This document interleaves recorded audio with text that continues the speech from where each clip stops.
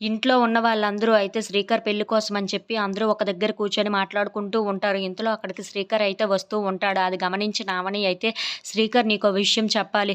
రేపటి నుండి హనీమూన్ పూర్తయ్యే వరకు నువ్వు సెలవులు తీసుకుంటే చాలా మంచిది. ఎందుకంటే తరువాత తనతో కొంచెం సేపు గడపాలి కదా! అలాగే హనీమూన్‌కి కూడా మీరు వెళ్ళాలి కదా! అవన్నీ జరగాలంటే నువ్వు కొన్ని రోజులు సెలవులు తీసుకోవడం మంచిది. అందుకే మీ బాస్ దగ్గరికి వెళ్లి నీ కోసం సెలవులైతే అడుగు" అని చెప్పేసి అయితే అంటూ ఉంటుంది. ఆ మాటలు వినగానే అక్కడ ఉన్న శ్రీకర్ అయితే, "సరే వదిన" అని చెప్పేసి అయితే అంటూ ఉంటాడు. ఇంతలో అక్కడ ఉన్న శ్రీకర్ వాళ్ళ చెల్లి "అన్నయ్య పెళ్లి కార్డులు ప్రింట్ అయిన తర్వాత నువ్వు శ్రీకర్ అన్నయ్య వెళ్లి వాళ్ళ బాస్‌కైతే ఈ పెళ్లి కార్డులు ఇచ్చి పెళ్ళికి రమ్మనొచ్చు కదా!" అని చెప్పేసి అయితే అంటూ ఉంటుంది. ఆ మాటలకు అక్కడ ఉన్న శ్రీకర్ అయితే ఒక్కసారిగా షాక్ అయిపోయి వాళ్ళ చెల్లి వైపు అయితే చూస్తూ ఉండిపోతాడు. ఇంతలో అక్కడ ఉన్న అవని అయితే, "అవును అది నిజమే. మన పెళ్లి కార్డు ప్రింట్ అయిన తర్వాత అతన్ని కూడా పిలవాలి కదా! అతన్ని కూడా పిలిచేస్తే ఒక పని అయిపోతుంది. అతను కూడా వస్తాడు శ్రీకర్ పెళ్ళికి" అని చెప్పేసి అయితే అంటూ ఉంటుంది. "సరే నువ్వు చెప్పిన విధంగానే వాళ్ళ బాస్‌కి కూడా వెళ్ళి మన పెళ్లి కార్డ్ ఇద్దాం. అతను కూడా వస్తాడు" అని చెప్పేసి అయితే అంటూ ఉంటుంది. ఆ మాటలు వినగానే అక్కడ ఉన్న శ్రీకర్ అయితే ఒక్కసారిగా షాక్ అయిపోతూ ఉంటాడు. ఏంటి ఇది నన్ను ఎలా ఇరికించేసింది అని చెప్పేసి అయితే అనుకుంటూ ఉంటాడు.